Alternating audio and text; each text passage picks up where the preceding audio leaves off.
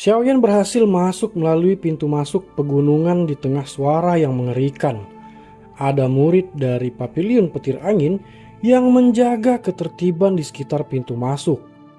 Selain beberapa tamu istimewa, orang biasa tidak diizinkan terbang di udara atas pegunungan petir angin. Hal ini mengakibatkan Xiaoyan yang tidak ingin mengungkapkan identitasnya dipaksa untuk masuk. Saat memasuki pegunungan, Xiaoyan dengan cepat memisahkan dirinya dari sebagian besar aliran manusia.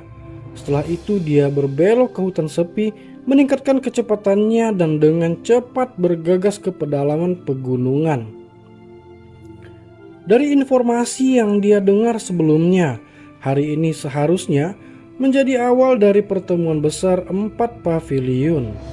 Selain itu, hal yang paling membuat Xiaoyan bersemangat adalah bahwa orang-orang dari 4 paviliun telah tiba, yang berarti Feng Zunze seharusnya sudah tiba. Jika saya benar-benar bertemu Feng Zunze, yang terbaik adalah mengamatinya secara diam-diam sebelum melakukan kontak dengannya. Meskipun guru telah mengatakan bahwa saya dapat mempercayai dia sepenuhnya, yang terbaik adalah selalu berhati-hati. Sosok Xiaoyan berubah menjadi sosok buram yang terseok-seok melalui pegunungan, sementara pikirannya bertahan di dalam hatinya. Beban berat menyelamatkan Yao Lao dan ayahnya adalah hal-hal yang harus diselesaikan Xiaoyan. Oleh karena itu, dia perlu memastikan keselamatannya sendiri. Pegunungan petir angin sangat luas, bahkan dengan kecepatan Xiaoyan, dia masih menghabiskan hampir setengah jam sebelum mencapai tengah pegunungan. Ada gunung yang luar biasa dan curam yang terletak di tempat itu. Gunung petir sangat tinggi. Seseorang tidak dapat melihat puncaknya saat melihat ke atas dari dasarnya. Bagian tengah gunung tertutup kabut tebal.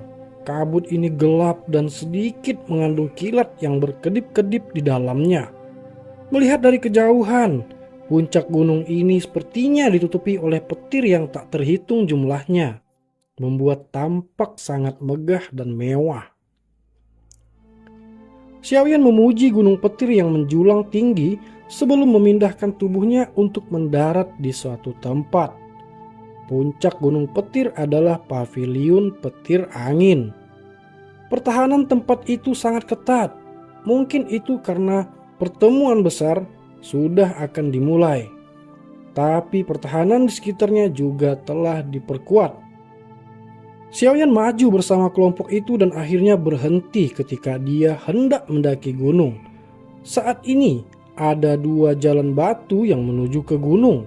Satu disediakan untuk orang-orang yang datang untuk menonton Green Meeting, sementara yang lain disediakan untuk beberapa ahli muda yang datang untuk mengikuti Grand Meeting. Ada hampir 100 murid lapis baja dari paviliun petir angin yang menjaga bagian depan 2 jalan batu. Ekspresi tegas mereka menimbulkan tekanan. Hal ini mengakibatkan tidak ada yang berani menimbulkan masalah. Selain itu, ada 2 pria tua di depan 100 murid ini. Salah satunya adalah laki-laki, sedangkan yang lainnya adalah perempuan. Mata Xiaoyan mengeras ketika tatapannya menyapu kedua orang ini, karena mereka berdua adalah 2 orang yang menemani Feng Qing'er ke pegunungan mata surga saat itu.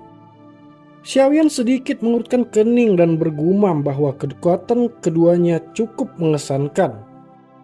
Xiaoyan ingin tahu apakah dia bisa melewati pemeriksaan mereka setelah mengubah penampilannya. Sekelompok orang di depan Xiaoyan dengan lembut berbicara dan mengerutkan kening mereka bahwa mereka tidak menyangka peserta kompetisi ini disaring oleh sesepuh Womu dari paviliun timur.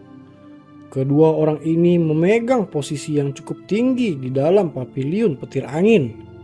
Pilihan paviliun petir angin selalu orang-orang yang sangat kuat. Setelah mengetahui keadaan ini, Mereka benar-benar memenuhi reputasi bahwa mereka adalah Papiliun yang benar-benar kuat. Hati Xiaoyan melonjak saat mendengar ini. Sepertinya tidak semua orang harus diperiksa oleh kedua orang ini. Tampak seorang penatua berpakaian merah. Dia adalah Huomu. Kemudian dia menjelaskan kepada semua orang bahwa aturan dari Papiliun Petir Angin harus diketahui oleh semua orang. Siapapun yang ingin berpartisipasi dalam Grand Meeting, pertama-tama harus mencapai kekuatan bintang Do Huang atau lebih tinggi. Yang kedua, mereka harus berusia kurang dari 30 tahun. Dan yang ketiga, orang-orang ini harus bertahan selama 5 pertukaran di tangan Huomu. Hanya dengan memenuhi ketiga syarat ini, seseorang akan memiliki kualifikasi untuk berpartisipasi.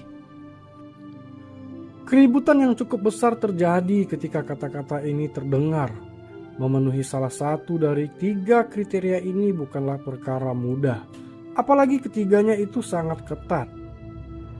Kebanyakan orang memilih jalan di sisi kiri dengan kriteria yang begitu ketat. Xiaoyan ragu sejenak sebelum mengikuti aliran manusia ke jalan batu sebelah kiri. Tujuannya hanyalah untuk menemukan Feng Zunze. Dia tidak tertarik untuk bertarung di dalam Papiliun Petir Angin. Beberapa masalah tidak akan terhindarkan jika dia akhirnya dikenali oleh orang-orang dari Papiliun Petir Angin. Saat sebagian besar orang memanjat jalan batu di sebelah kiri, ada juga beberapa anak muda yang merasa cukup kuat untuk mencoba jalan yang benar di sebelah kanan. Namun, semuanya disingkirkan oleh tetua Huo tanpa kecuali. Orang-orang ini mungkin hampir tidak memenuhi persyaratan Do Huang bintang 3, tetapi jelas bahwa mereka adalah yang mengandalkan pil obat atau harta alam untuk mendukung mereka.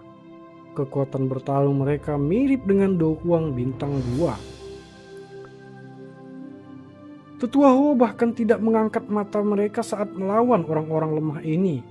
Xiaoyan di sampingnya juga tertawa dalam hatinya saat melihat ini. Setelah itu, dia meningkatkan kecepatan dan langkahnya ke jalan batu di sebelah kiri. Tunggu.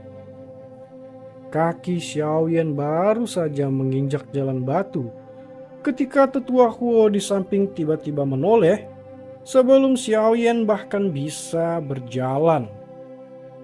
Tetua Huo mengerutkan kening saat dia melihat Xiaoyan. Tinju Xiaoyan di bawah lengan diperketat saat mendengar teriakan dari tetua Huo. Dia menoleh perlahan dan menatap tetua Huo. Mata tetua Huo perlahan menyapu wajah Xiaoyan sebelum berkata dengan samar, "Kamu tampaknya telah mencapai kualifikasi untuk berpartisipasi dalam kompetisi. Mengapa kamu tidak mencobanya?" Banyak tatapan tertuju pada Xiaoyan saat kata-kata ini terdengar. Ada banyak orang sebelumnya yang belum lulus ujian, namun orang ini yang tampak biasa memiliki kemampuan seperti itu. Saya tidak tertarik dengan Grand Meeting. Alasan saya datang ke sini adalah untuk mencari seseorang. Suara Xiaoyan tampak sedikit serak di bawah tekanannya. Setelah mengucapkan kata-kata ini, Xiaoyan mengabaikan tetua Huo, berbalik dan berjalan menuju puncak gunung meninggalkan sekelompok tatapan mata yang tercengang ke arah Xiaoyan. Orang-orang yang ada di sekitar Xiaoyan berkata bahwa Xiaoyan terlalu sombong. Wanita tua di samping tetua Huo mengerutkan alisnya, menatap punggung Xiaoyan dan bertanya, apakah ada yang salah dengan orang itu? Entahlah, aku hanya merasakan energi afinitas api alam tiba-tiba berfluktuasi sedikit ketika dia melangkah ke jalan batu.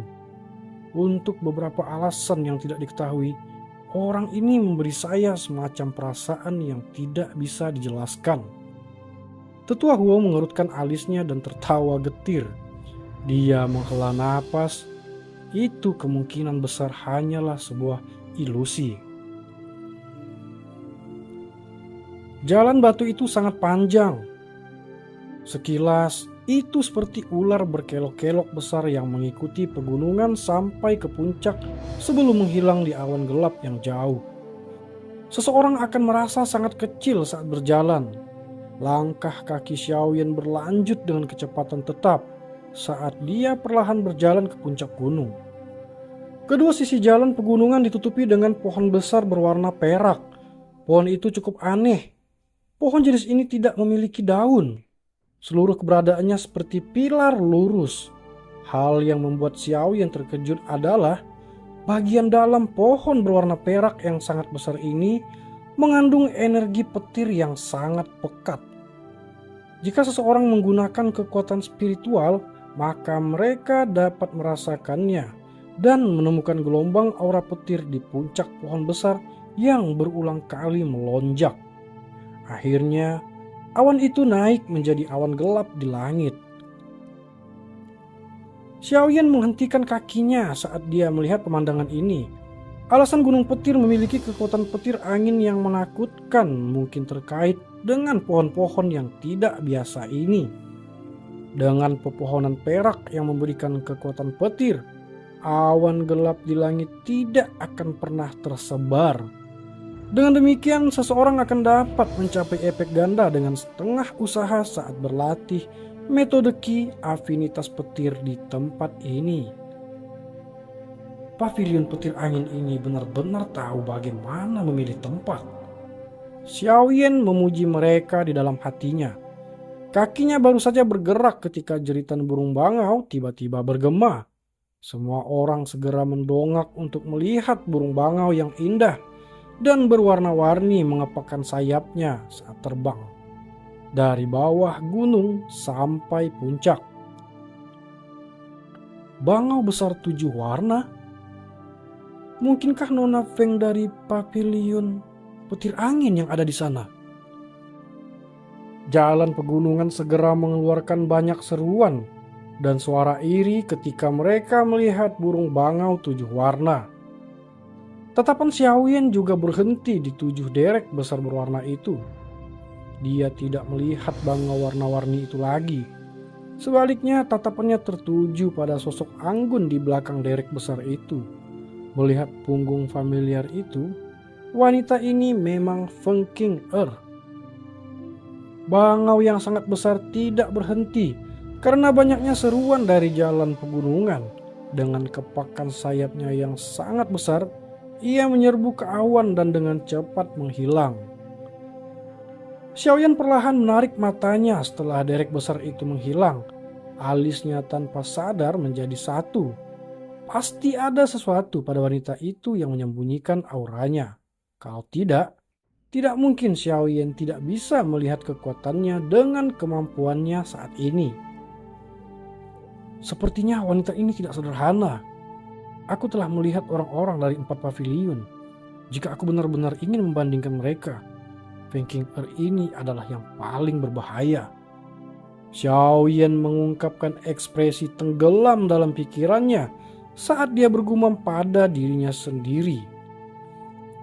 Jika saya telah menebak dengan benar, kemungkinan pemenang terakhir dalam pertemuan besar ini adalah wanita ini. Xiaoyan mendesah lembut meskipun tidak ada dasar untuk pemikirannya ini. Dia samar-samar memiliki perasaan yang menyebabkan dia berpikir seperti ini. Mungkin itu karena pavilion petir angin. Tetapi Xiaoyan tidak memiliki kesan yang baik terhadap Feng Qing'er. Meskipun pihak lain memiliki penampilan dan sikap yang luar biasa, Xiaoyan memiliki dendam padanya sejak awal. Karenanya hati Xiaoyan merasa sedikit tidak senang jika dia melihat Feng Qing'er meraih kemenangan di pertemuan besar 4 pavilion ini. Xiaoyan meringkuk mulutnya dan bergumam di dalam hatinya. Setelah itu dia berhenti diam di jalan pegunungan ini lebih lama lagi. Dia meningkatkan kecepatannya. Pada akhirnya dia berubah menjadi garis hitam yang dengan cepat menuju ke puncak gunung. Meskipun gunung petir cukup tinggi, Xiaoyan berhasil mencapai puncak gunung dalam waktu kurang dari 10 menit. Xiaoyan baru saja naik ke puncak ketika suara seperti iblis mengalir ke telinganya, menyebabkan dia merasa sedikit pusing karena dia tidak sedang bersiap. Ketika dia pulih, matanya menyapu dengan rasa takut yang tersisa. Dia langsung tertegun. Yang bisa dia lihat hanyalah lautan manusia yang tak ada habisnya. Bahkan dengan karakter Xiaoyan, dia tidak bisa membantu tetapi merasa agak terdiam saat ini. Dia tidak berharap pertemuan besar 4 pavilion ini benar-benar menarik arus lalu lintas manusia yang begitu gila. Xiaoyan tertegun sejenak sebelum dia menghela napas pasrah. Tubuhnya bergerak dan dia bergegas ke sebuah pohon besar berwarna perak. Pada saat ini, cukup banyak orang juga berdiri di pepohonan perak aneh di sekitar. Karena itu Xiaoyan tidak menarik banyak perhatian. Dengan bantuan pemandangan yang bagus, Xiaoyan bisa melihat dengan kasar puncak Gunung Petir. Tempat mereka saat ini adalah sebuah stadion. Bahan bangunan stadion ini jelas merupakan pohon besar berwarna perak. Tempat Xiaoyan saat ini berdiri. Keseluruhannya berwarna perak cerah dan cukup mencolok. Ada beberapa lubang di dalam stadion. Tampaknya ini adalah tempat di mana para murid dari petir angin pavilion biasanya berlatih. Bagian yang paling mencolok dari seluruh puncak gunung petir adalah menara berwarna perak yang sangat besar. Menara ini setidaknya setinggi 3-400 kaki. Tampak sangat megah. Cahaya kilat berkedip-kedip di sekitar menara, sementara puncaknya dimasukkan ke lapisan awan, memberikan perasaan yang sangat misterius. Ada banyak bangunan di puncak gunung, kemungkinan tempat tinggal murid pavilion petir angin. Ada banyak bangunan di puncak gunung, kemungkinan tempat tinggal murid pavilion petir angin. Xiaoyan hanya menyapu pandangannya ke sekitar tempat ini sebelum menghentikannya di depan stadion besar berwarna perak. Ada beberapa kursi kayu perak ditempatkan di tempat dengan pemandangan yang sangat bagus. Cukup banyak murid pavilion petir angin yang tampak tegas berdiri di depan kursi itu. Melihat aura yang samar-samar merembes keluar dari mereka, jelas bahwa mereka bukanlah murid biasa. Saat ini, semua kursi ini kosong. Jelas, mereka yang memiliki kualifikasi untuk duduk di dalamnya adalah kelas berat di tempat pavilion. Xiaoyan duduk bersila di pohon perak ketika dia melihat bahwa pertemuan besar belum secara resmi dimulai. Setelah itu dia menutup matanya dan memulihkan diri. Waktu Xiaoyan pulih tidak berlangsung lama. Ketika suara gong yang jelas-jelas tiba muncul di Gunung Petir, segera banyak sosok lincah melintas dari puncak gunung. Setelah itu mereka berpisah. Posisi yang ditempati orang-orang yang tersebar ini sangat bagus. Mereka secara kebetulan mengepung seluruh puncak gunung. Setiap gerakan yang tidak biasa akan dikunci oleh mata tajam para penjaga ini. Para murid dari pavilion petir angin memang terlatih dengan baik. Mata Xiaoyan terbuka saat suara gong muncul. Dia secara acak melirik ke posisi yang ditempati sosok manusia saat dia berbicara dengan tenang di dalam hatinya. Petir yang sangat besar tiba-tiba meluncur turun dari lapisan awan, sementara Xiaoyan bergumam pada dirinya sendiri. Cahaya terang seketika menyebabkan kebanyakan orang menutup mata secara refleks. Xiaoyan menyipitkan matanya, mempelajari petir yang sangat besar itu. Beberapa orang perlahan keluar dari tempat itu. Akhirnya mereka duduk di kursi kayu perak. Mata Xiaoyan menyapu mereka dan tatapannya segera berhenti pada sosok yang dikenalnya. Rasa dingin melintas di matanya. Fei Tian. Ini sebenarnya adalah 4 kepala paviliun petir angin. Paviliun petir angin memang dipenuhi oleh para ahli. Orang yang di tengah pasti Lee Sun Se yang dirumorkan. Beberapa seruan bergema di tempat itu ketika semua orang membuka mata mereka dan melihat 4 orang yang duduk di kursi depan. Hati Xiaoyan melonjak saat mendengar ini. Tatapannya berbalik dan langsung berhenti pada seseorang di tengah.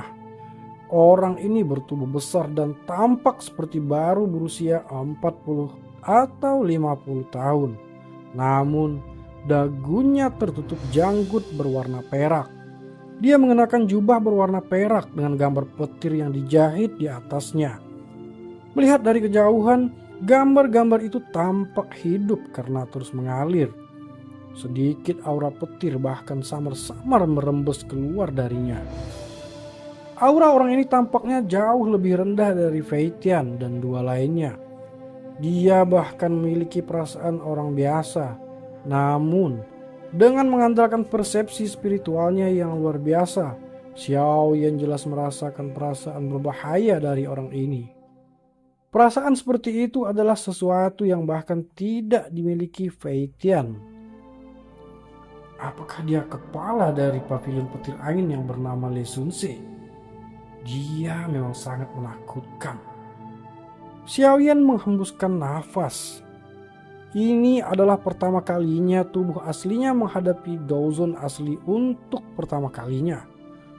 Meskipun pria tua berpakaian ungu yang dia temui di Hall of Souls juga merupakan Douzon, Xiaoyan hanyalah segumpal kekuatan spiritual pada saat itu.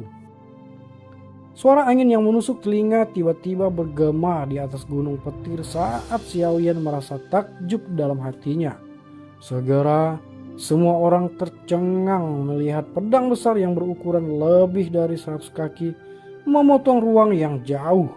Bergegas mendekat, dalam sekejap itu muncul di langit di atas stadion. Hahaha, Jian Sun Se, kamu yang paling cepat tiba kali ini. Lee Sun Se berjubah perak berdiri saat dia melihat pedang besar di langit. Setelah itu tawanya terdengar di atas gunung petir seperti guntur yang menggelinding. Pedang besar itu bergetar dengan lembut dan berubah menjadi titik cahaya yang tak terhitung jumlahnya saat itu runtuh. 2 sosok perlahan turun dari langit di atas mendarat di tempat duduk mereka. Kedua sosok itu terdiri dari seorang pria tua dan muda. Xiaoyan akrab dengan orang muda itu. Dia adalah Tang Ying dari Paviliun 10.000 Bintang. Kedua sosok itu terdiri dari seorang pria tua dan muda. Xiaoyan akrab dengan orang muda itu. Dia adalah Tang Yin dari Paviliun 10.000 Pedang. Orang tua di sampingnya berukuran kecil. Dia mengenakan pakaian linen dan tampak seperti pria tua yang kecil dan tidak mencolok. Namun, semua yang hadir tahu bahwa lelaki tua kecil ini adalah eksistensi menakutkan yang berada di level yang sama dengan Lee Sun Se. Tidak disangka bahkan Jian Sun Se telah tiba. Kemunculan Jian Sun Se langsung membuat atmosfer stadion menjadi sangat panas. Jian Sun Se tidak terlalu peduli dengan tawa Lee Sun Se. Dia memutar matanya dan duduk di kursi terdepan. Tang Ying di belakangnya berdiri dengan hormat dengan tangan diturunkan. Si tua Jian masih memiliki temperamen seperti itu. Sepertinya pertandingan saat itu masih bercacak di hatimu. Tawa aneh yang membawa perasaan menyeramkan terdengar saat Jian Sun Se baru saja duduk. Tiba-tiba cahaya hitam pekat melesat dari kaki gunung. Tampaknya telah berteleportasi seperti yang terwujud di kursi mereka. Dengan lambaian lengan bajunya, sosok itu duduk begitu saja. Sosok manusia yang muncul adalah seorang lelaki tua berjubah hitam. Kulit wajahnya pucat dan terlihat agak teduh di antara alisnya. Salah satu matanya hitam sementara yang lain putih, memberinya penampilan yang sangat aneh. Sosok yang akrab ada di belakangnya. Orang ini secara alami adalah Wang Chen dari Yellow Spring Pavilion. Saat itu diriku yang dulu tidak beruntung dan nyaris kalah darinya. Ini setidaknya jauh lebih baik daripada beberapa orang yang hanya bertahan selama 100 pertukaran di tangan Feng Zunze sebelum dikalahkan olehnya. Apakah Anda tidak setuju dengan Huang Quan Zunze?